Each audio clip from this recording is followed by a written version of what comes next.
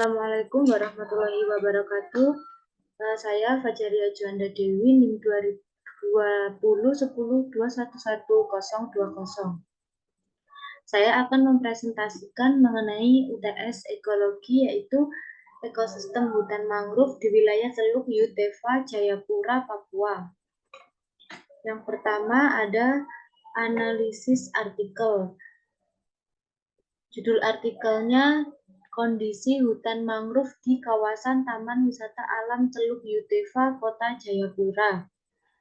Faktor biotik, terdapat berbagai fauna seperti ikan, udang, dan lain-lain. Berbagai macam flora seperti pohon mangrove sendiri dan tumbuhan yang ada di dalam hutan mangrove seperti berbagai macam lumut dan lain-lain. Terdapat mikroorganisme seperti bakteri dan fungi. Faktor abiotik, iklim, ketersediaan air, tekstur tanah, tingkat kepadatan lumpur. Populasi, jenis ikan, jenis invertebrata seperti kepiting dan udang. Berbagai jenis burung, udang, berbagai jenis tanaman mangrove di kawasan Teluk Yutefa, ada R. mucronata, R. apiculata, R. stylosa, S. ovate, S. alba, S. fasciolaris, A. alba, B. gymnorrhiza, X. granatum, dan Cereoptagal. Selain itu juga terdapat pula jenis mangrove, yaitu Gymnorrhiza, Cylindrica marina, Aegesiras corniculatum, Scipipora, Hydrophyllacea, Molluscensis, dan Nipah fruticans, di mana jenis Stylosa. Ada komunitas, yaitu komunitas dari hutan mangrove sendiri, komunitas avifauna, komunitas invertebrata seperti kepiting dan udang. Pada artikel yang kedua, ada studi ekologi moluska yang bernilai ekonomi pada hutan mangrove di Teluk Yutefa, Kota Jayapura, yang memiliki faktor biotik terdiri dari fauna, spesies hewan moluska, flora, pohon mangrove, dan flora perairan aktivitas manusia. Ada faktor abiotik terdiri dari iklim di dalam hutan mangrove, ketersediaan air, cahaya matahari, suhu, dan tekstur tanah. Populasi dari jenis moluska yaitu Isocnomum epipium, Anadara granosa, Anadara pilula, Gelonia erosa, Gelonia expansa, Faunus ater, Pinna nobilis. Ada populasi jenis flora perairan seperti keragaman makroalga pada daerah tersebut yang tergolong tinggi dengan adanya kehadiran spesies Sargassum sp, Eusema sp, Halimeda sp, Padina sp, dan Saulerpa sp. Ada komunitas, yaitu terdiri dari komunitas jenis moluska yang terdiri dari kerang, bekicot, dan siput. Komunitas mangrove yang terdiri dari berbagai spesies pohon mangrove dan tumbuhan pendamping. Artikel yang ketiga memiliki judul Pola Pertumbuhan Respon Osmotik dan Tingkat Kematangan Gonad Kerang Polynesoda erose di Perairan Teluk Yutefa, Jayapura, Papua. Memiliki faktor biotik, yaitu fauna, terdiri dari gonad kerang, jenis ikan, dan bivalvia crustea.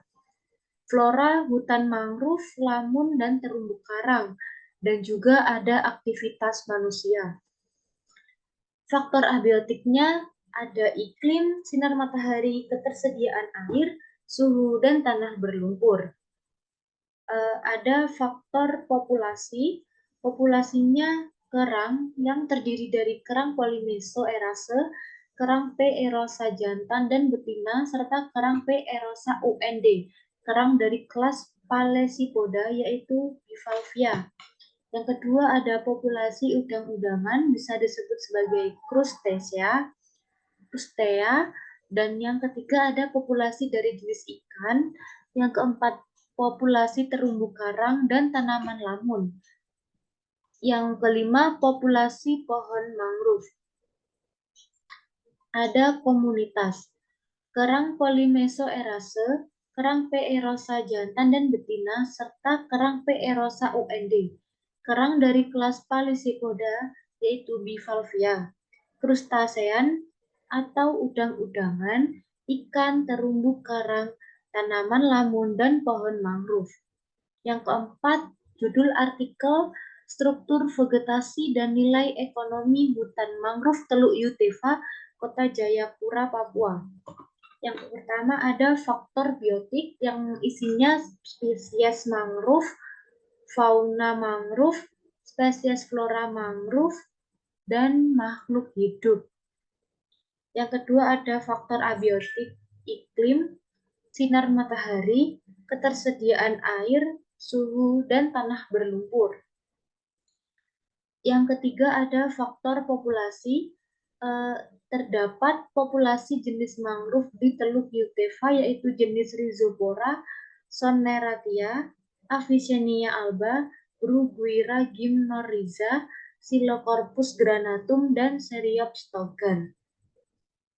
Yang keempat ada komunitas yang terdiri dari jumlah spesies individu yang memiliki sebanyak 273, di mana spesies yang paling dominan adalah jenis Rhizopora, R. mucronata, R. apisulata, dan R. stylosa, yaitu 145 tegakan atau 53% dari jumlah total sebelumnya. Nilai kerapatan jenis Rhizopora. Judul artikel yang kelima ada kontribusi ekonomi sumber daya padang lamun berdasarkan fungsinya sebagai habitat ikan di Teluk Yutefa, Jayapura, Papua.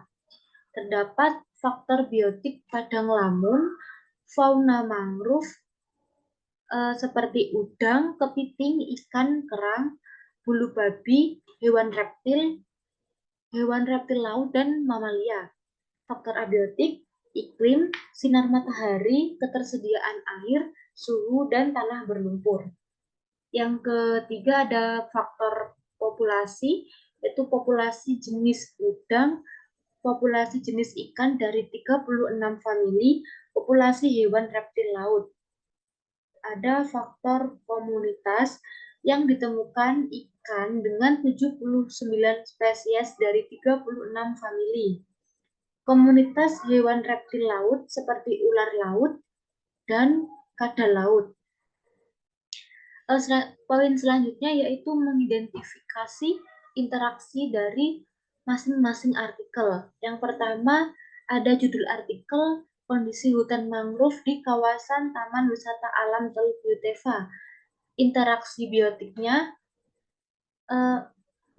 dapat membentuk jaring-jaring makanan seperti predasi dan pemangsanya, yaitu burung memangsa ikan. Interaksi simbiosis dan mutualisme seperti kepiting bakau berinteraksi dengan ikan. Saling ketergantungan antara spesies mangrove seperti di hutan mangrove. Berbagai spesies mangrove seperti R. mucronata, R. apisulata, R. stylosa, dan lain-lain. Mereka bersaing untuk mendapatkan sinar matahari dan air. Ada interaksi abiotik, yaitu interaksi antara suhu dan organisme, interaksi air dan tanah. Ada interaksi populasi yang terdiri dari interaksi antara ikan dan pohon mangrove, interaksi antara udang dan pohon mangrove, interaksi spesies mangrove dan mikroorganisme. Yang terakhir ada interaksi komunitas, yaitu ada interaksi kompetisi antara spesies mangrove, keragaman hayati, dan interaksi mutualisme, relasi pemangsa dan pemangsaan, serta interaksi dengan ekosistem yang terkait. Judul artikel yang kedua ada studi ekologi moluska bernilai ekonomi pada hutan mangrove di Teluk Yutefa, Kota Jayapura. Terdapat interaksi biotik, yaitu interaksi antara moluska dan mangrove yang dimanfaatkan sebagai tempat berlindung, makanan, atau tempat berkembang biak. Yang kedua, interaksi pemangsa dan mangsa, yaitu predator ikan dapat memangsa moluska sebagai makanannya. Yang kedua ada interaksi abiotik, seperti interaksi salinitas air dan moluska yang dapat mempengaruhi komposisi spesies moluska di ekosistem mangrove. Interaksi pohon mangrove dengan sinar matahari. Ada interaksi populasi yang terdiri dari interaksi parasitisme, yaitu moluska dengan pohon mangrove. Selanjutnya ada interaksi komunitas. Interaksi parasitisme, yaitu moluska dengan pohon mangrove. Interaksi komensalisme, seperti moluska jenis siput, dapat menggunakan substrat yang dihasilkan oleh organisme lain seperti akar mangrove tanpa memberikan dampak yang signifikan terhadap organisme tersebut. Judul artikel yang ketiga ada pola pertumbuhan, respon osmotik, dan tingkat pematangan gonad kerang Polymesoda erose di perairan Teluk Yutefa, Jayapura, Papua.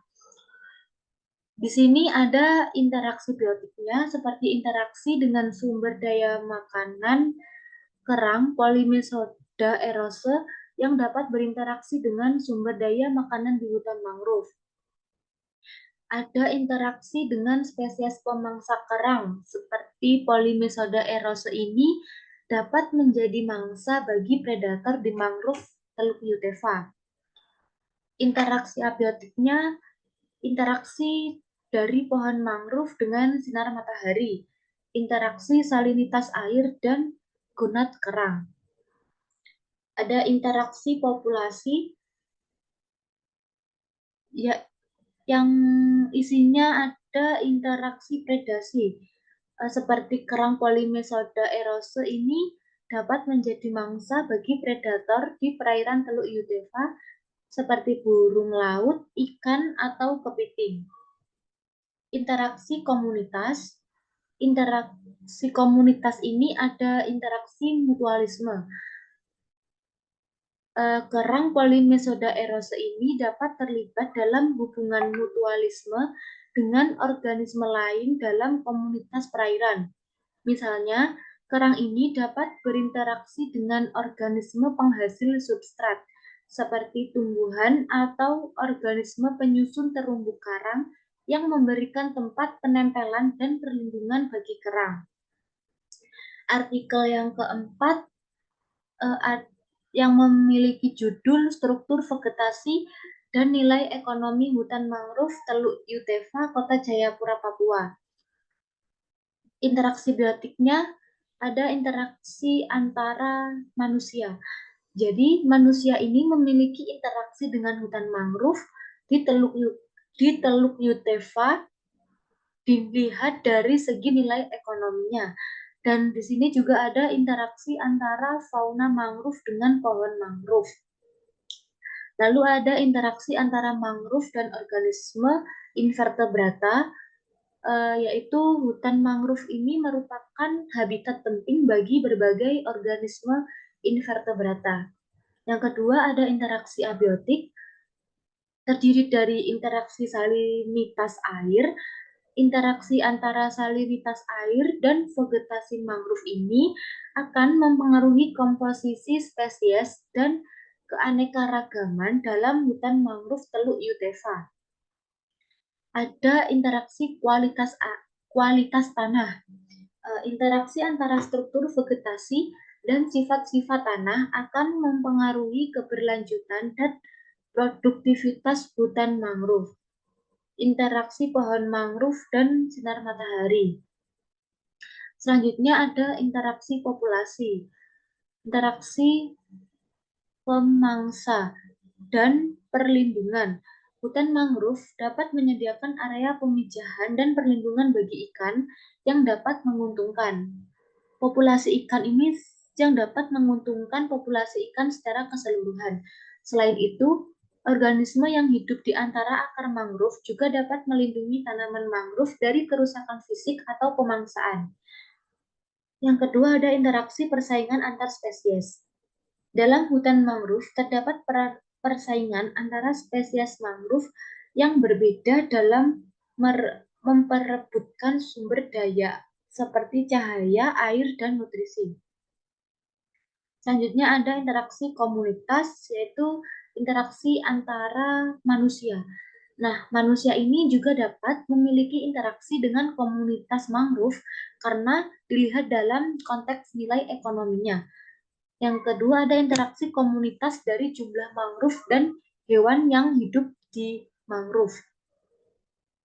Artikel yang kelima ada kontribusi ekonomi sumber daya padang lamun berdasarkan fungsinya sebagai habitat ikan di Teluk Yutefa, Jayapura, Papua. Interaksi biotiknya terdiri dari interaksi antara padang lamun dan ikan. Nah, interaksi ini padang lamun dapat menyediakan habitat yang sangat penting bagi ikan, terutama sebagai tempat persembunyian dan sumber makanan. Yang kedua, interaksi antara padang lamun dan udang, kepiting, dan kerang. Nah, interaksi ini dapat dimanfaatkan oleh fauna mangrove seperti udang, kepiting, dan kerang yang dapat hidup di dekat padang lamun tersebut. Yang ketiga ada interaksi antara padang lamun dan bulu babi.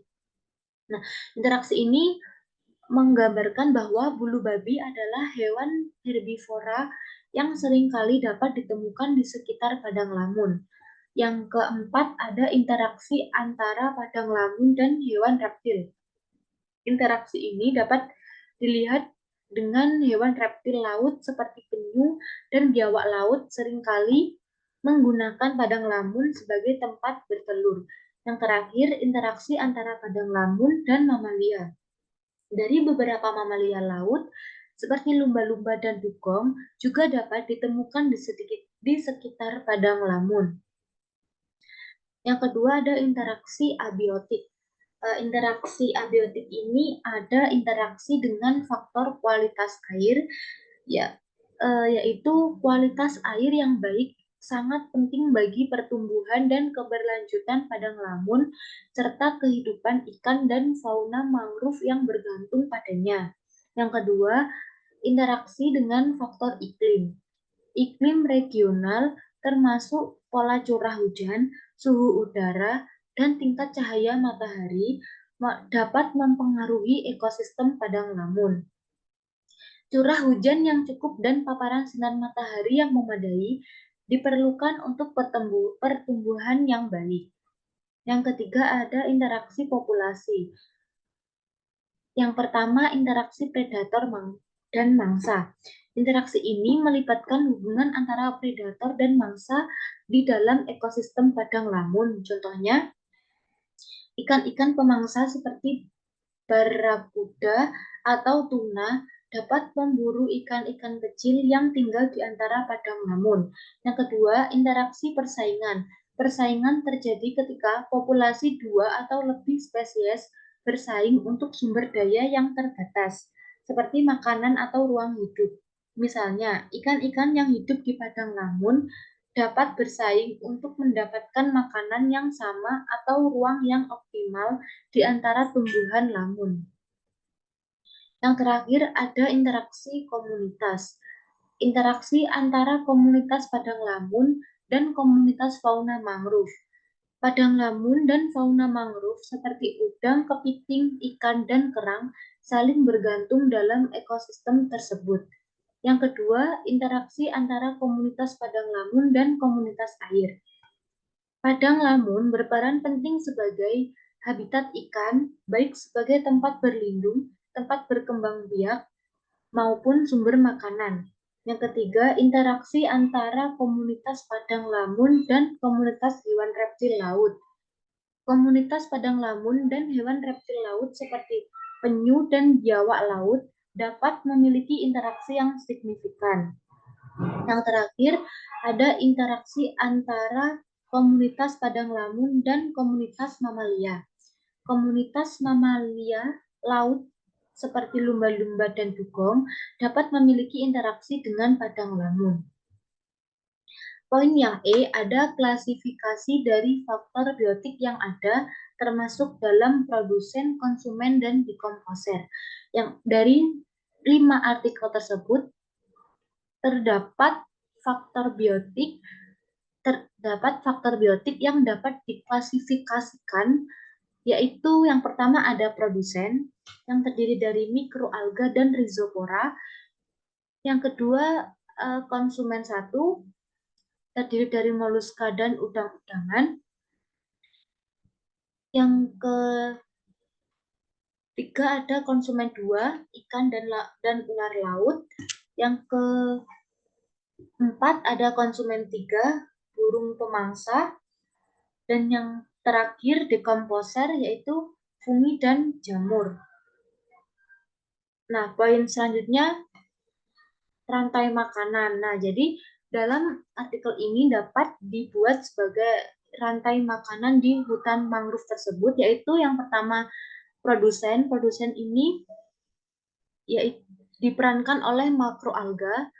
Konsumen 1 ada moluska. Moluska dimakan. Konsumen 2 ada ikan. Lalu konsumen 3 ada burung pemangsa, dan burung pemangsa ini dapat mati dan dimakan oleh jamur atau fungi, dapat dikatakan sebagai dekomposer. Nah, dan di sini ada produsen rhizopora, yaitu tumbuhan mangrove sendiri. Lalu konsumen satunya udang, konsumen duanya, ini ada ular pemangsa, dan yang terakhir ada burung pemangsa, lalu dekomposer. Sekian dari, ini ada daftar pustaka dari saya, yaitu dari Hamuna, Kondisi Hutan Mangrove di Kawasan Taman Rendono. Nah, sekian dari presentasi saya. Jika ada salah kata, saya mohon maaf yang sebesar-besarnya. Wabillahi taufiq wal hidayah. Wassalamualaikum warahmatullahi wabarakatuh.